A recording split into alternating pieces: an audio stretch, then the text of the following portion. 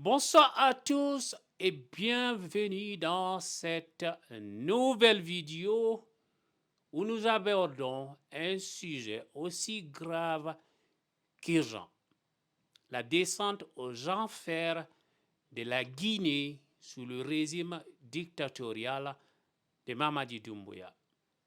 Meurtre, kidnapping, disparition forcée, arrestation arbitraire, pillage des ressources naturelles, corruption, etc., etc. Voilà ce que subissent les Guinéens au quotidien. Aujourd'hui, nous allons parler d'un cas récent et révoltant. L'arrestation de l'opposant Aliou Ba, président du mouvement démocratique libéral. Restez jusqu'à la fin et si ce contenu vous interpelle, n'oubliez pas de liker, commenter et surtout de vous abonner. Aliou Ba, un homme politique guinéen respecté, a été arrêté alors qu'il se rendait en République sierra-léonaise pour des raisons personnelles. Séquestré toute une journée à la frontière entre la Guinée et la Sierra Leone par la gendarmerie guinéenne, il a été ensuite transféré à Conakry et placé illégalement en détention. Pourquoi? Simplement pour avoir osé critiquer un régime illégitime, pour avoir osé appeler les religieux corrompus de la Guinée de dire la vérité. Le silence des hommes de Dieu, le silence de nos religieux devient de plus en plus intrigant, inquiétant, suspect, et les Guinéens s'interrogent pourquoi ils se taisent. Les religieux ne doivent pas avoir peur de quelqu'un et affronter Dieu. Dans la discrétion, dans ce que vous êtes, Dieu vous regarde. Travaillez pour les Guinéens qui veulent que la Guinée avance. Bénissez les Guinéens qui veulent que la Guinée avance. Conseillez les mauvais Guinéens. Dites-leur de revenir sur le droit chemin. Qu'ils soient dirigeants, quelle que soit leur responsabilité, les religieux de toute confession doivent jouer pleinement leur rôle pour que notre société soit équilibrée. Ils doivent dire la vérité et défendre la justice. Aujourd'hui, nous avons beaucoup de cas de kidnapping. Nous avons le cas de Fonike Mengue Biloba depuis le 9 juillet. Nous avons le cas de Habib Marwan, dont nous affirmons et réaffirmons le soutien total et la solidarité entière à sa famille, à ses proches, et nous exigeons leur libération. Nous avons d'autres cas, il y en a beaucoup. Les religieux ne doivent pas continuer de se taire sur ça. La religion ne permet pas ces actes. La religion n'autorise pas un dirigeant de kidnapper ses enfants, de tuer les populations. La religion ne le permet pas. J'ai tenu à envoyer ce message à nos chefs religieux. Tous les humains rendront compte devant Dieu un jour.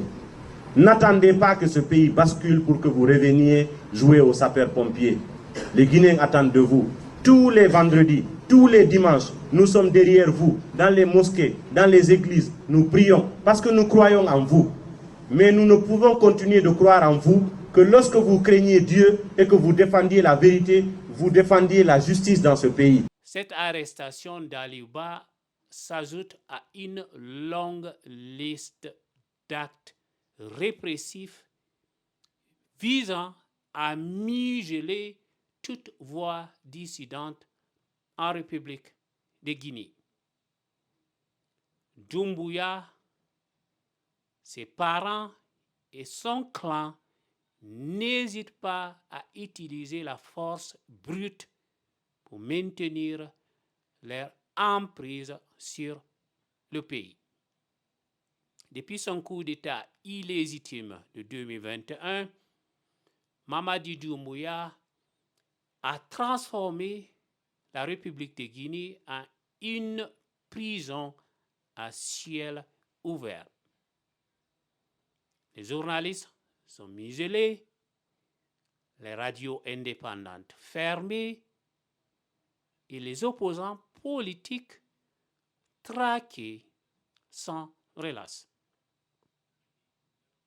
La peur règne dans les rues de Conakry et au-delà, et c'est depuis l'arrivée illégitime de Mamadi Doumbouya au pouvoir.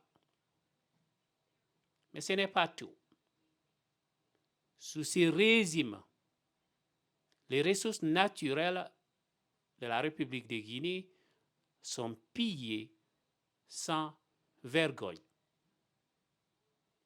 L'or, le fer de Simandou et d'autres richesses naturelles sont détournés au profit de quelques individus, laissant la population guinéenne dans une pauvreté extrême.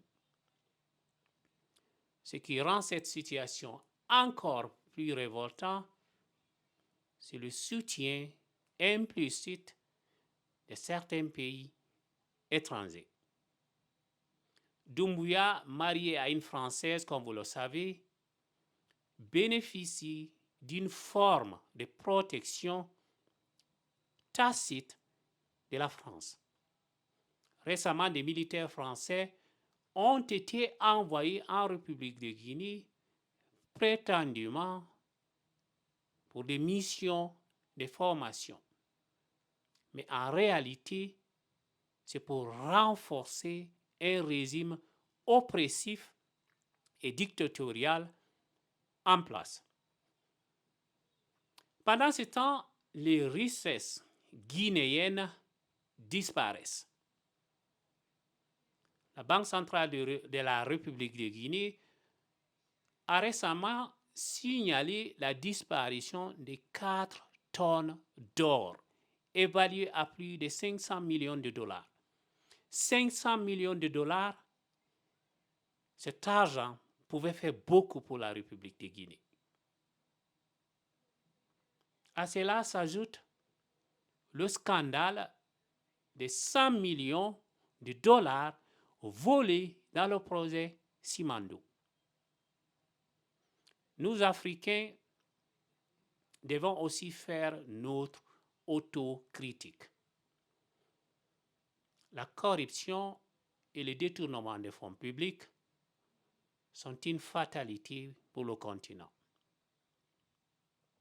Il reste des pratiques courantes dans de nombreux pays, y compris en République de Guinée, où la pauvreté fait que des milliers de Guinéens périssent dans l'océan Atlantique et la Méditerranée en voulant rejoindre l'Europe. Comment expliquer que les ressources d'un pays si riche ne profitent pas à ses habitants, mais à une élite corrompue et insatiable? C'est la question que tout le monde se pose. Le cas de la République de Guinée est emblématique des défis auxquels l'Afrique est confrontée. Dictature, pillage et manque de vision pour le développement à long terme. Ce pays me fait honte. L'arrestation d'Aliouba et les scandales financiers en Guinée sont des rappels tragiques de l'état de ces pays d'Afrique de l'Ouest. La Guinée mérite mieux que cette oppression et cette corruption. Les Guinéens doivent se lever pacifiquement mais avec détermination pour réclamer leurs droits et reconstruire leur nation. Ensemble, faisons entendre la voix de ceux qui n'en ont plus. À très bientôt pour une nouvelle vidéo. Ciao.